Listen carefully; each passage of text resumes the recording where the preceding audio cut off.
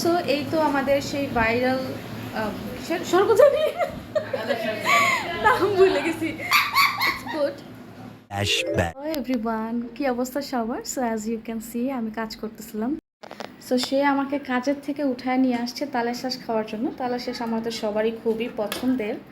তো আমি ভাবছি যে এটা এমনিতেই খাওয়ার জন্য ডাকছে, দেখো কতগুলো তালের শ্বাস আনছে, কিন্তু অ্যাকচুয়ালি এটা খাওয়ার জন্য না, এটা আর কি জুস বানাবে এই জন্য আমাকে দেখতেছে।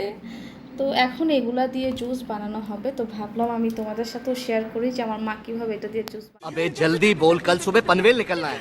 প্রথমে তালের শ্বাসগুলো দিয়ে দিতেছে মা। চারটা দিয়ে এক গ্লাসে আচ্ছা, আর দেওয়া লাগবে না। এরপরে চিনি চিনি দেন। চিনিটা কমায় দিন, এমনিতে তালের শ্বাসটাও মিষ্টি হয়। এরপরে দুধও লাগবে।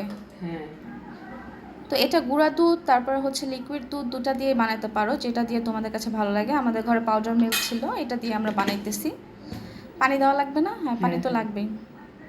এই ভিডিওটা নাকি অনেক ভাইরাল হয়েছে, এই জুসের ভিডিওটা। তো আমি তো দেখিই নাই, আমার মা নাকি দেখছে। তো আমার মা যেটাই দেখে সেটাই ট্রাই করার চেষ্টা করে। তো এখন এটাকে কিছুই করা লাগবে না, খুবই ইজি একটা রেসিপি। এখন জাস্ট একটু ব্লেন্ড করে নিলেই হয়ে যাবে।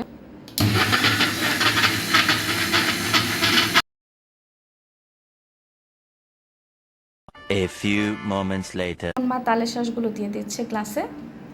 এটা আমি আবার একটু কুচি করতে মাকে হেল্প করে দিলাম। এরপরে এখন বরফ দিয়ে দিচ্ছে, যেহেতু হাতের সময়, এটা আমরা খুবই কম সময় বানায় ফেলছি, জাস্ট 4-5 মিনিটের মতো সময় লাগছে।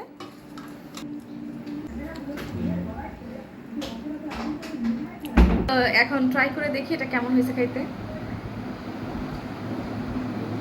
ভালোই হয়েছে, চিনি আর একটু দেওয়া লাগবে, চিনি কম দিয়ে ফেলছি, তোমরা একটু সুগারটা অ্যাড করে নিও। তারপরে যদি আমাকে বলা হয় যে আমি কোনটা প্রেফার করব, আমি বলবো আমি এই অরিজিনালটাই প্রেফার করি। তো তোমাদের কাছে এই ভাইরাল তালের শ্বাস খেয়ে কেমন লাগছে আমাকে অবশ্যই জানাবো। আর দেখা হচ্ছে নেক্সট ব্লগে। আর যারা যারা তালের শ্বাস খাও কমেন্ট করে জানাও, আর যারা যারা না খাও তারা একবার খেয়ে দেখো, খুবই মজা। ড্রিঙ্কের খবর, ড্রিঙ্কটা আমার কাছে অ্যাভারেজ লাগছে, ওইটা আমি বলবো না।